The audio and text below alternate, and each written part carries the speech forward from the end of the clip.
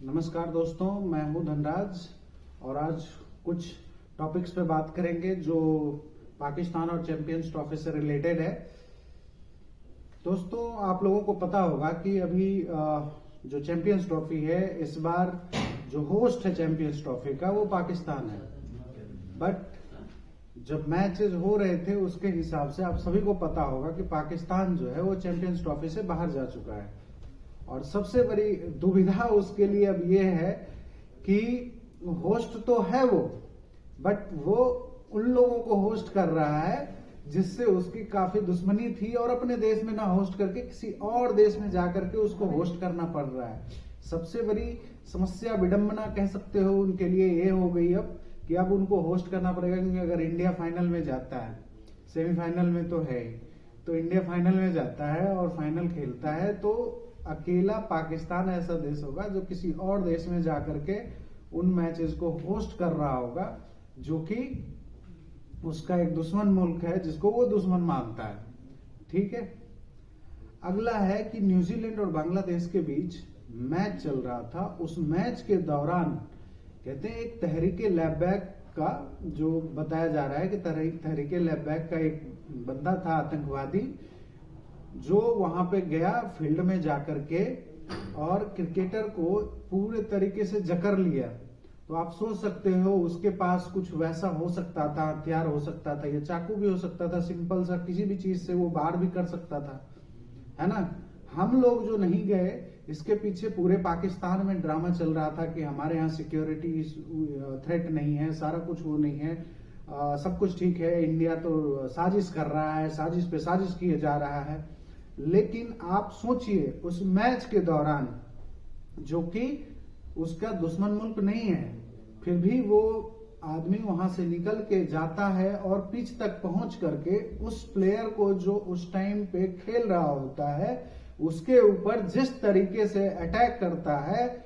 आप सोचो वो एक बंदा था, अगर 10 बंदे, मान लेते हैं कि सिक्योरिटी चेकिंग क्लियर है, सारा कुछ वो है ना, किसी हथियार को लेकर के अंदर नहीं आ सकता, लेकिन आप सोचो कि अगर 10 आतंकवादी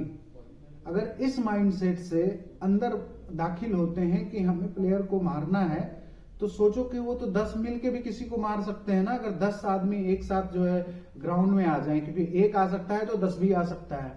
तो आप सोच सकते हो कि किस तरीके से उस देश में सुरक्षा के लिए कोई इंतजाम नहीं है और वो रोना रो रहे थे कि हम उनको बदनाम करने के लिए ये कर रहे हैं, साजिश कर रहे हैं। हर चीज में उनको रोना होता है कि साजिश। आप देख लेना, हो सकता है वो इस चीज के लिए भी कहेंगे कि इंडिया ने साजिश करी थी कि प्लेयर जाकर के वहां पे पकड़े।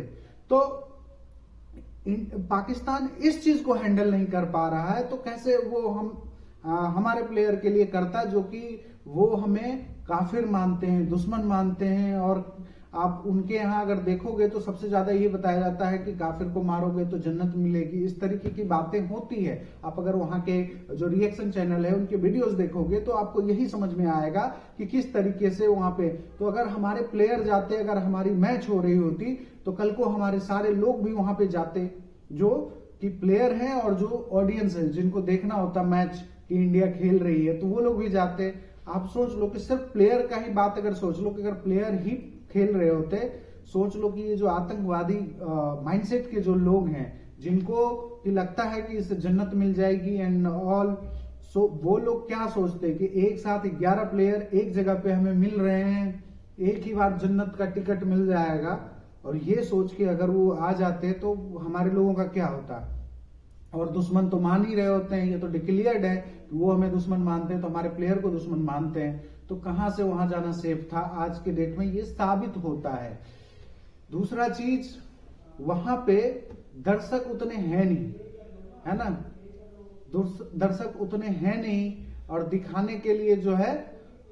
सारा कुछ वो कर रहे थे कि भाई हम लोग जो है सब कुछ सही चल रहा है, जबकि ये एक वर्ल्ड चैंपियनशिप है, फिर भी अलग अलग देशों से लोग नहीं आए हैं खेलने के लिए। यहाँ से एक हमारे यहाँ के एक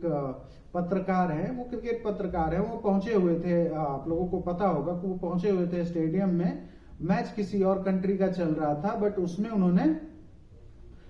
वो तिरंगा लहरा दिया आप समझ सकते हो जब वो एक वर्ल्ड चैंपियनशिप है तो जो देश उस मैच उस सीरीज में खेल रहा है उस देश का झंडा लहराना कौन सी बड़ी बात थी, बट उनको जिस तरीके से पकड़ के निकाला गया एंड उनको सवाल जवाब वगैरह किए गए, वो आप कह सकते हो कि एक ऐसी मानसिकता को दर्शाता है कि ये कह चाहे जितना ले,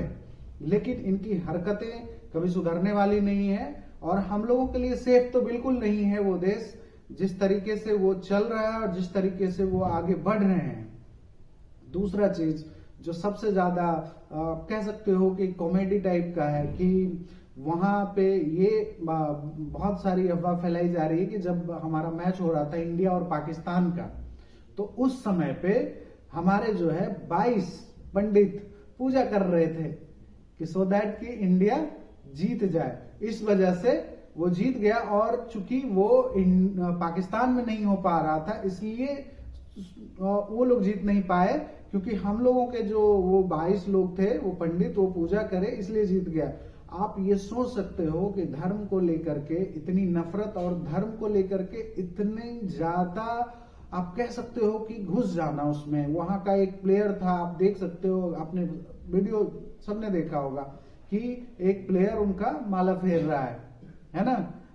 तो अगर आप मेहनत नहीं कर रहे हो और हर चीज ऊपर वाले पे फोड़ रहे हो, है ना, आपके प्लेयर सिलेक्शन में धांधली होती है। वहां के कई सारे लोगों से मैंने सुना है, मेरे जान पहचान में भी वहां के लोग रहे हैं जो कहते हैं सिलेक्शन में होता है। तो उन चीजों को ठीक करो, ना कि आप हमें बदनाम करो कि हमारे पंडित पूजा कर रहे थे। तो इसके हिसाब से तो अगर हमारे सारे लोग करने लग गए तो आप तो, है ना, अगर मैच जीतने के लिए कर सकते हैं तो आपको आपके विनाश के लिए भी कर सकते हैं, लेकिन ऐसा नहीं होता है। हमारी माइंडसेट ये है ही नहीं। वो मैच है, मैच को मैच की तरह हम लोग लेते हैं, कोई हार जीत की तरह नहीं। जैसे आपके देश के प्रधानमंत्री ने इस चीज को इस तरीके से लिया कि भाई जो है ना यही जंग जीतने के बराबर है ना, जैसे कि इंडिया को उन्होंने हरा दिया। तो इस माइंडसेट से इन लोगों को निकलना पड़ेगा, है ना। साजिश साजिश साजिश ये करते रहने से कुछ नहीं होने वाला है ना। और भगवान ने आपको धरती पे भेजा है तो यहाँ पे करके जाओ, है ना। यहाँ की चीजों को भगवान मैनिपुलेट करने क्यों आएंगे, है ना। जो आप जो है माला फेर रहे होते हो वहां पे बैठ करके, आप उससे ज्यादा अच्छा होता कि आप स्ट्रेटजी बना रहे होते, है ना। जो भी प्लेयर है वो अगर प्लान कर रहा होता कि कैसे खेलना है, किन चीजों पे ध्यान देना है, किसका क्या कमजोर है, किसका क्या स्ट्रांग है ना, इन सब चीजों पे काम करके और अच्छे प्लेयर्स, जब सिलेक्शन टीम है आपकी, वो अच्छे प्लेयर्स को अगर सिलेक्ट करे तो अच्छी मैच खेल सकते हैं। वैसे तो मैं इस चीज का हिमायती बिल्कुल नहीं हूं कि इंडिया पाकिस्तान के साथ किसी भी तरह के रिश्ते रखे, क्योंकि पास्ट में उन्होंने जिस तरीके की चीजें हमारे साथ करी हैं, सबसे पहले तो उसका खामियाजा जो है उनको भुगतना जरूरी है। इसलिए मैं तो यही चाहता हूं कि इंडिया किसी भी तरीके का रिश्ते तब तक सोचे भी नहीं जब तक कि उनके तरफ से ये चीज स्वीकार नहीं हो, क्योंकि वहां पे ये चीज कभी एक्सेप्टेबल होगी ही नहीं कि इंडिया के लिए कुछ बेटरमेंट सोचे वहां के लोग। धन्यवाद। अगर आपको भी ये वीडियो पसंद आई हो तो इसको लाइक, शेयर और चैनल को सब्सक्राइब करें, और भी ऐसे वीडियो डालने के लिए वो चीज हमें मोटिवेट करती है। थैंक यू, धन्यवाद, जय हिंद।